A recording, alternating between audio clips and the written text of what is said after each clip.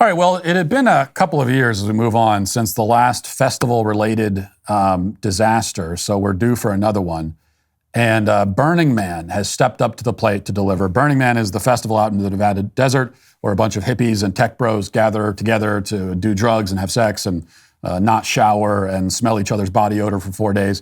A lot of pagan symbolism and various rituals, and it's all very satanic and bad and gross.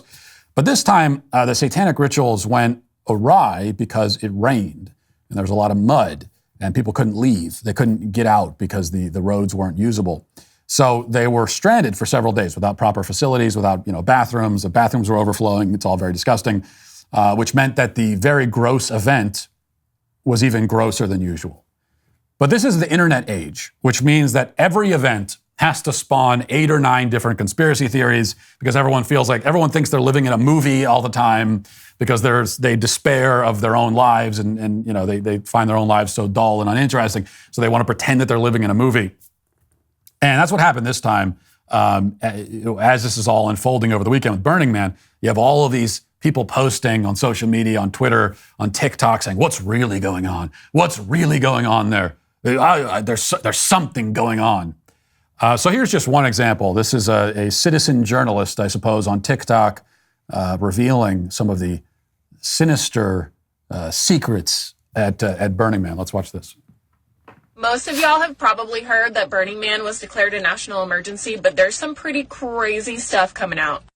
So it was announced earlier that Burning Man was declared a national emergency because it was flooded. And so they sent in FEMA, which already seemed kind of like a weird reason to send in FEMA and keep anyone from leaving the festival. 73,000 people they're keeping locked in there for flooding. Now there's some new terrifying information coming out that there's a virus on the loose in the festival and that people are getting really sick with boils, vomiting, hemorrhaging. To me, this makes way more sense than flooding in terms of what their response was to the situation. This is a text from one of the festival goers, and he said, "Yo, just figured you should hear from me first. Daryl is crazy sick with something that has him coughing up really coagulated blood. Medics showed up wearing a full suit. No idea where he is now. I would stay inside your camper." And he goes on to say that an outside agency is putting up a fence. This is a different festival goer that said, "You're never gonna believe it. They're saying it's Ebola." Freaking Ebola at Burning Man, guys. If this is true, that is insane. I just hope that everyone ends up being okay and that they make it out. It's not true, first of all. So that's my favorite TikTok video, which is a bunch of nonsense. This is true, and there's something going on. Yeah, it's not true. What's going on here? Something. Flooding? You're telling me they couldn't leave because of flooding? That doesn't make it. Why doesn't that make any sense? But it makes perfect sense. It rained. Like there's flooding. What do you want? That's it. For most homeowners, window replacement isn't something they've done before, and for many, it's not something that they want to do, but rather something they have to do. If you've put off replacing windows in your home because it's too expensive, I have great news for you. You can now get a free in-home window consultation and free price quote from Renewal by Andersen. Renewal by Andersen's signature service is committed to giving you the best customer experience possible through the perfect combination of the best people in the industry, a superior process, and an exclusive product. Right now, Renewal by Andersen is offering a free in-home or virtual consultation on durable, quality, affordable windows or patio doors for $0 down, 0 payments, and 0 interest for a year. Text Walsh to 200-300 for your free consultation to save $375 off every window and $750 off every door.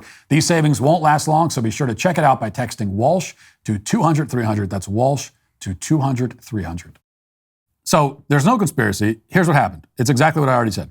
A bunch of hippies and tech bros with no survival skills went to the middle of the desert to have sex with each other and use drugs. And they gathered together on a dried up lake bed, and then it rained, okay? And the ground didn't absorb the moisture very well because it's the desert. So it's like raining on concrete. Plus they're on a lake bed, okay? They're on a lake bed, so the water pools and it creates a lot of mud. And then you can't drive your vehicles and your hippie RVs and all that on it. And you have to wait for the mud to dry up. And that's it. That's all. That's all you need. Were people getting sick? Yeah, probably. 95% of the attendees already had chlamydia before they showed up. So they're all bringing, it's like a potluck of viruses at Burning Man. They're all bringing their own viruses with them to begin with.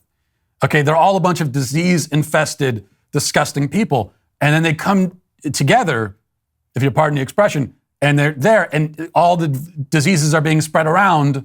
So again, we don't need any kind of, it's a petri dish of disease. Were there people vomiting? Yeah, probably.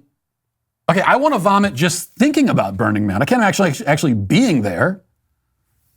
So there's an important lesson here. And by the way, the latest update is that everyone's going home now. So the mud dried up enough, and now they're all leaving, and they're not, okay, the government's not there rounding them all up and sending them off to FEMA camps, which, you can make an argument that maybe we should do that anyway.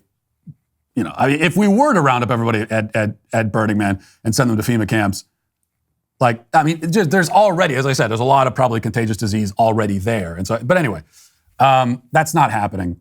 So I think an important lesson here, and the first one is don't go to Burning Man.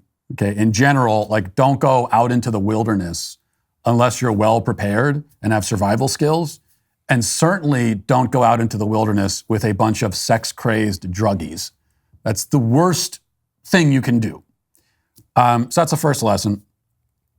And the second lesson is that, you shouldn't hatch conspiracy theories unless a conspiracy is needed in order to explain something. And sometimes it is. So sometimes you have something going on and it doesn't make sense and they're telling us something and it doesn't add up. And so, and then you need to introduce speculatively an element of conspiracy in order to make sense of what you're seeing. And that's where conspiracy theories can be legitimate. At the very least, they can be defensible. But then you have the other kind, which is like what came with the Burning Man, where it's like, you don't need any kind of conspiracy theory to explain this. It's all very simple to understand. It all makes a lot of sense, actually. And yet we introduce it anyway because, we want to make it more interesting. Although, look, it would be an interesting film plot, like a zombie virus breakout at Burning Man. Great movie idea. Somebody should make that movie. I will make that movie, and nobody does. That's a great movie idea. Not reality, though, unfortunately. If you'd like to see what else I have to say, you can access my full show by going to dailywire.com or by going to the Matt Walsh Show Twitter page. Hope to see you there. Godspeed.